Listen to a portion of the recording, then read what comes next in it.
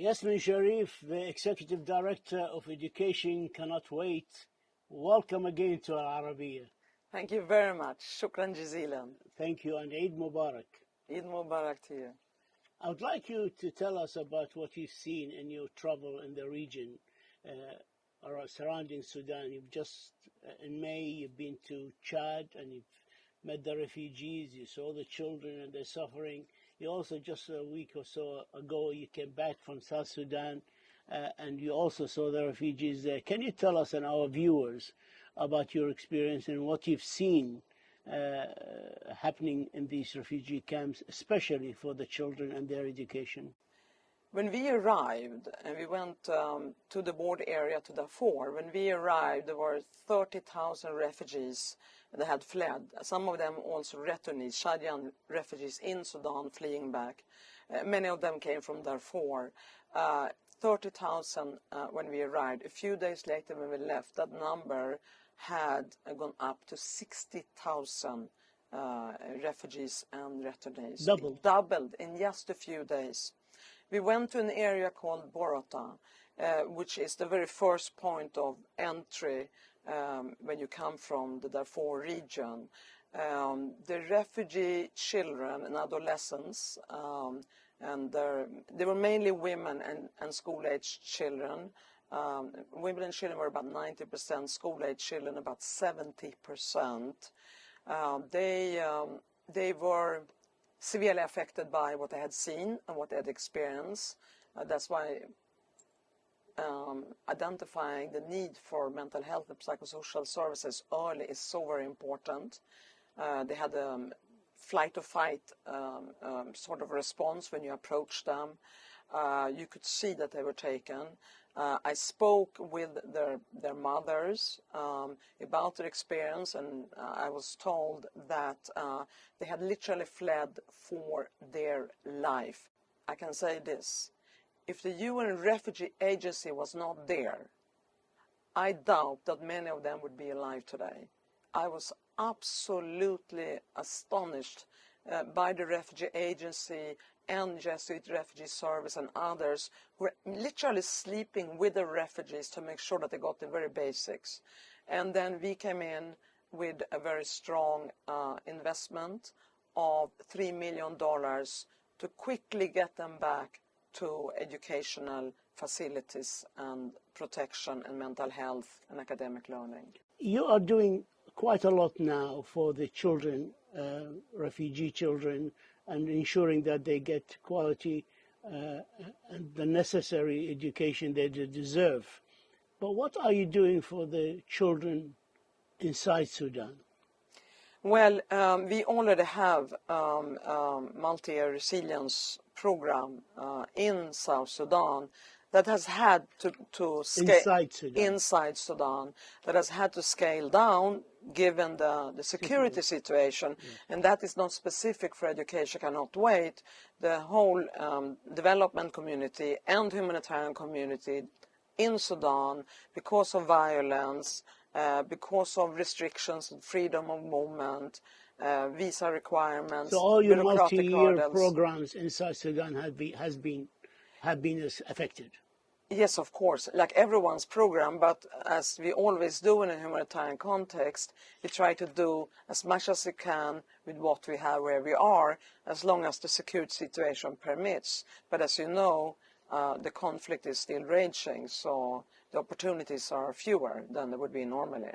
Well, how difficult is to get the children to attend school, for example, in places where there's conflict, hunger, trauma, attacks, and how the parents deal with that? Because in a place where they're living and there's such dire circumstances, is the education of the child has a priority?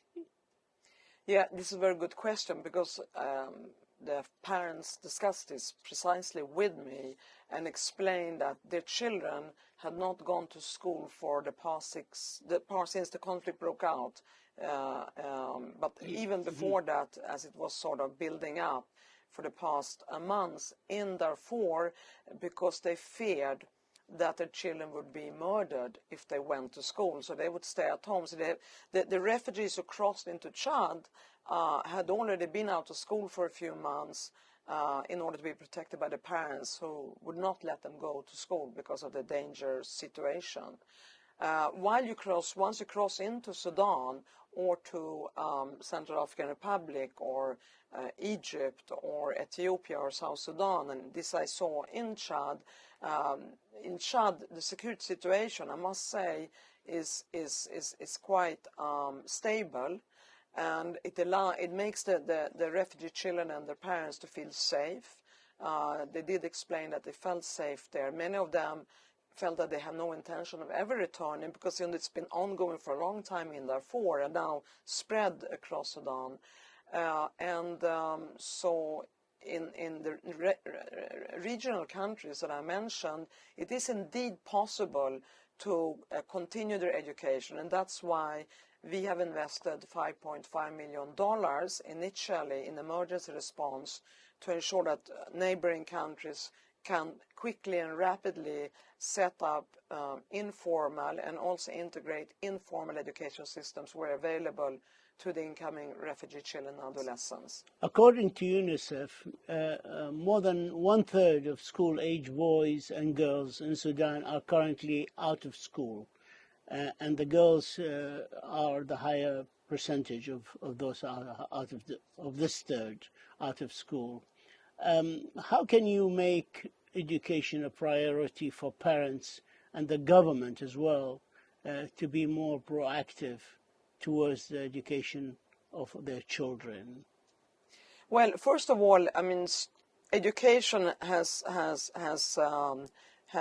been fairly easy to implement in Sudan prior to the conflict. Yes.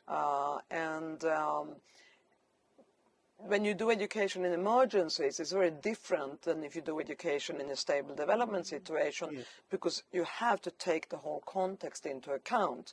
Here we speak protection. There is always violence and active armed conflict.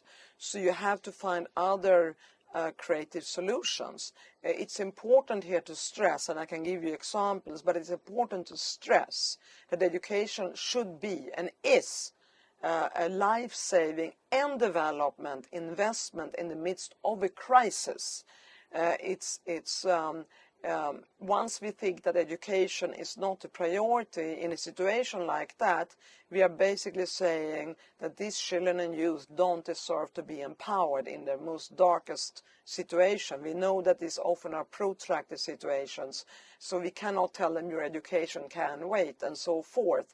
And one way is, we can learn also, of course, from COVID-19, is to support all of those who are staying at home for fear of sending away the children to school, which is obviously quite difficult, if not impossible, to ensure that they have access to digital education, ensure that the teachers are protected, and that the children continue to pursue their education at home. In South and East Darfur, about half of the employed teachers are untrained, and the curriculum lacks active learning materials.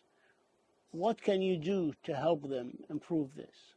Well, right now we have a humanitarian development nexus program for Sudan, and that includes Darfur. And prior to the conflict, teacher training was one of the priorities. Yes. So we immediately, together with our partners on the ground, identify where the gaps are the biggest, or they identify because they're working there, and then we invest in that. So now that is largely put on hold due to the active conflict. But for those who have fled, and amongst them are teachers, or untrained teachers, or potential teachers, and I'll give you a very good story on that. For instance, to Chad, where I was recently, or South Sudan, or Central African Republic, teacher training is one of the top priorities. So they get the training. They also get mental health and psychosocial services, because they're just as much affected by the conflict as the children. And they have to be strong and be the mentors for the children. So they are also catered to in a well-rounded and very targeted way. But interestingly, when we went to Eastern Chad, we also visited a refugee camp that was set up already back in 2005 when the first conflict internal broke out in Darfur. And I met with refugees who had been there for 15 to 18 years. You can see why education cannot wait, because if we had not invested in them, they would have gone without education for 18 years. And I spoke specifically with one refugee teacher. He had arrived in 2005, so that's 18 years ago. And he had received his education in the camp. And he today was brilliant teacher for incoming refugees and for refugees who had been there also for a long time. So you build on their capacities and the resourcefulness, and you provide them with the training and the diplomas to become teachers while being in refuge. So it's the best investment we can do if we really want to empower and bring hope to them. Funding. You have funded Central African Republic, Chad, South Sudan, Egypt, Ethiopia, but we don't see that for Sudan itself. Why? Well, we have already an investment in Sudan. But this is for the time being frozen. Yes, because you cannot do anything. Yeah. But I would appeal, because education cannot wait. We had a financing conference in February that was well attended by the whole UN and civil society and private sector community, and we mobilized $826 million. However, our total requirement for 4 years is $1.5 billion. And given the evolving situation in Sudan, just like we did for Ukraine, where we received top-ups from governments, Germany, the United States of America came in with top-ups for the refugees in Moldova, Germany for Ukraine.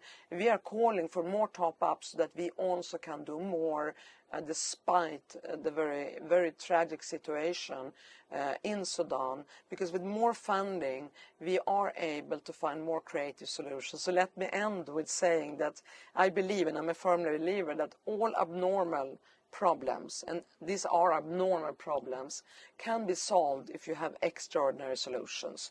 Peace is one. Peace is the most important, and the second most important, and this is not to say that water sanitation, they are life-saving activities, but so is education, to empower, bring hope, and educate the new generation, because they are the ones that will bring peace one day. Yasmine Sherif, Executive Director of Education Cannot Wait. We thank you for this interview, and we thank you for all the good efforts to ensure that the children of our region are getting the education that they deserve. Thank you so much. Shukran Jazil. Thank you. Thank you very much, Thank you. Arabiya, and to you, my dear friend. Thank you. Thank you. Thank Eid you. Mubarak. Eid Mubarak.